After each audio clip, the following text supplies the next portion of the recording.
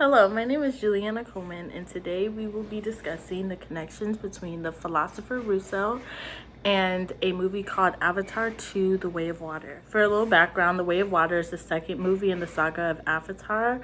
In the last movie, the plot was basically these humans came into a alien land and they tried to take their resources because they had already destroyed their own. This plot kind of carries on to this next movie, and it's the same thing. They return and they're, bigger and badder. They have more defense and offense against these creatures. And so the story takes place with basically them trying to once again remove them from their homeland and take the resources from them. For the most part, what I gathered that Russo was saying was that when left alone, humans are at their, most content and peaceful state. They have reason and they are compassionate, which means they're able to knowingly respect and have empathy towards sentient beings, which are basically beings that are conscious of their own existence. He also believes that further into it, when brought along civil society, aka in this movie that will be discussed, the humans coming into that Navi, which is the native people's land, that when that happens, moral inequality really starts to build, which brings conflict, which then can draw men into the state of war where they need to protect their own self-preservation, which is where everything gets kind of messy. That being said, I'm going to start us off with a quote from Rousseau's packet about how he believes the humans behave in the state of nature. He said his duties on page 102, his duties towards others are not uniquely dictated to him by the belated lessons of wisdom, and as long as he does not resist the inner impulse of compassion, he will never harm another man or another sentient being, except in the legitimate instance where, in his preservation, were involved, he is obliged to give preference to himself. Now, I do plan to attack the whole quote, but I would like to begin with the first half, which reads, his duties toward others are not uniquely dictated to him by the belated lessons of wisdom. Once again, this is on page 102. Now, what I understand by this is that while the man does do things to help himself, they also do things that aren't specifically dictated to themselves to help others, from the common wisdom that we are all trying to get through this self-preservation, live comfortable life together in some way. The connection I would like to make between Rousseau and Avatar is that in the second movie, Sky People, who is the enemy, humans, they return to Pandora, which is the Navi people, which are the blue Avatar, the blue people who I will show a picture of, back to their home. And this is uninvited, seeing as they were forcibly sent out from the first movie due to all the destruction that they were doing to their world. The female's name is Neytiri and the man is Jake Sully. But the thing about happiness, it can vanish in a heartbeat.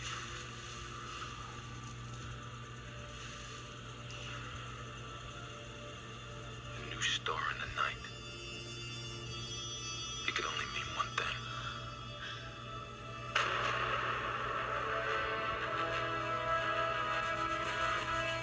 Ships decelerating.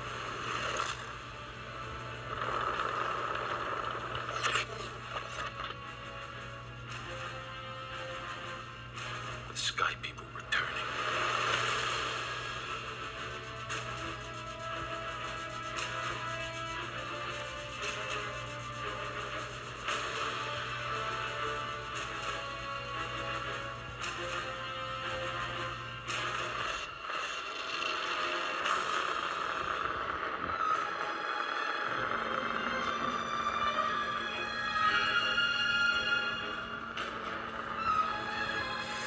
I want to bring special attention to the amount of damage that the return is doing to the world Pandora, which is native to the Navi people.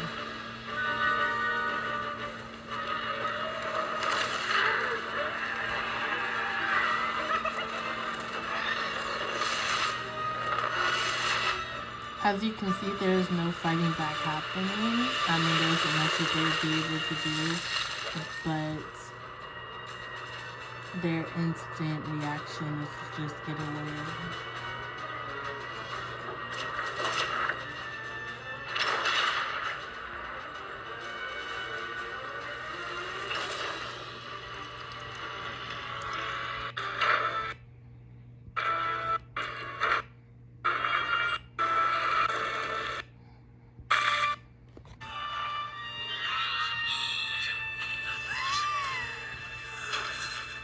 Once again, you can see she's not grabbing her bow and running at them.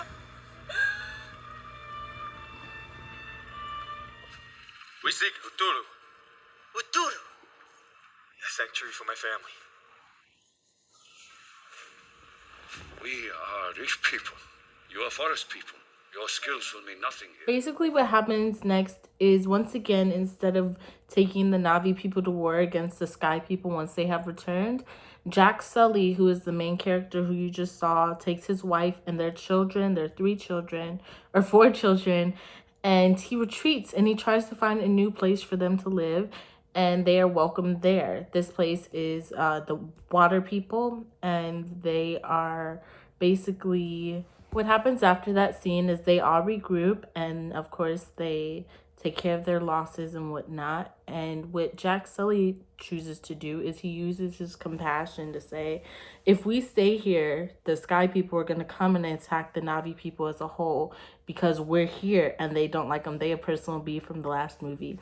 And so what he does is he takes his family and they travel across this broad land of Pandora, and they end up pulling up to the Water People and asking them for paturo, which is some type of home and respect and just sanctuary from harm, and which they are granted. I will show a quick clip from that. And are you, Jake?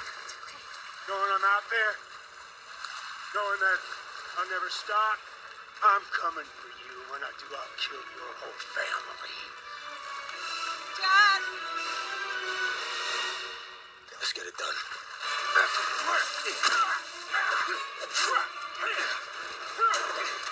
After that, there's the whole epic fight scene of him trying to protect his family and whatnot. But that just goes to show that it really takes a significant action or threat or frustration to drive somebody into a state of war or violence or anger.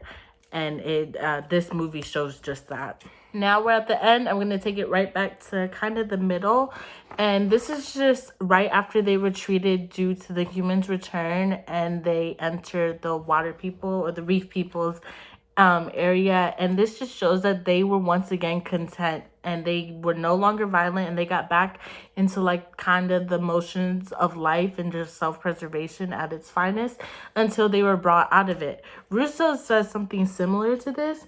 He said that on page 102, the mind revolts against the harshness of the former. I take that as the harshness in connection with the movie, the harshness of the former, which was their life when they were destructed and, just completely disrespected by the humans and whatnot.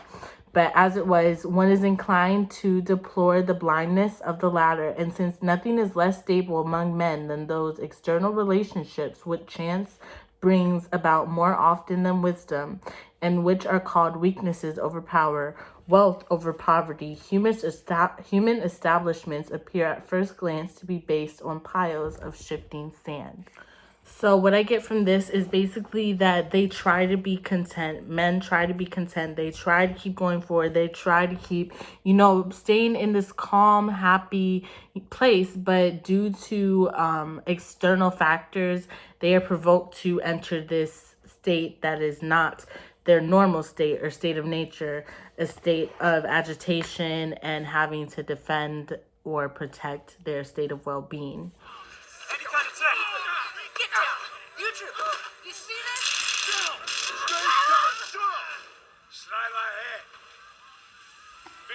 This is a human in Na'vi form, and as you can see, he is torturing and interrogating an innocent village. And still, they are not fighting back, really. They are definitely outnumbered by the Na'vi people, and they are not fighting back. Due to them showing up not only in this clip, but multiple times afterwards, Jake Sully then responds in violence to protect his family, which you see in an earlier clip. But yeah, that just makes my point that it takes a lot of things to bring somebody out of their content state of nature. Lastly, to kind of finish up what we got, my last connection would be if things were completely equal, they wouldn't have this issue. Like, for example, the antagonist or the sky people, aka humans, came to Pandora, which is the Navi's land, because they were running out of resources because they like basically shit their planet into oblivion, and none of their resources were renewable anymore and stuff like that. So they had to come, and now they're trying to steal theirs, and they're making the same mistakes by blowing up like these main connections that these people have through trees and just other living beings, and not even living beings, just living things. There's a connection, and they all are connected in some way or another, and the humans don't understand that, and they're not trying to understand that.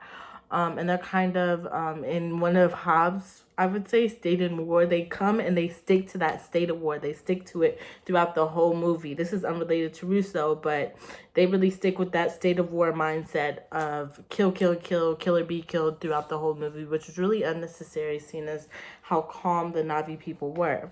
But yes, the quote I would like to use for this connection is on page 109, and it reads, "Things in a state could have remained equal if talents had been equal, and if the use of iron and the consumption of foodstuffs had always been in precise balance. But this proportion, which is not maintained by anything, was soon broken. The strongest did the most work. The most adroit turned theirs to better advantages. The most ingenious found ways to shorten their labor. The farmer had a greater need for iron, or the blacksmith had a greater need for wheat." There's a little bit more of that, but I'm going to leave it there. Basically, what this is saying, that people, but by skill level, that creates inequality. Because, for example, we'll take Jake Sully and his son Natayam. Natayam is about 14 years old, and Jake Sully, he's doing all these things. He's fighting the bad guys, literally shooting, killing them, getting new materials, and his son really wants to be up there with him, and he makes a lot of mistakes because he is not as strong as his dad. He's not as wise as his dad, and he's just not as educated as his dad because he's a child and he's younger. And yeah, however, a really sad moment was when Jake Sully and Neytiri's son was killed due to this inequality of manpower. While the Navi people usually use bow and arrows to fight, the Sky people have guns, and unfortunately their son was in the wrong place at the wrong time trying to help out a friend, and he was shot by one of these guns, and they could do nothing about it.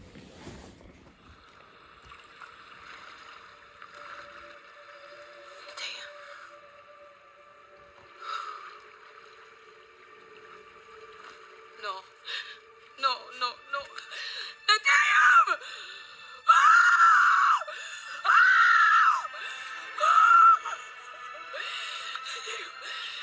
Great mother. I hope in this clip you also noticed all the smoke around them.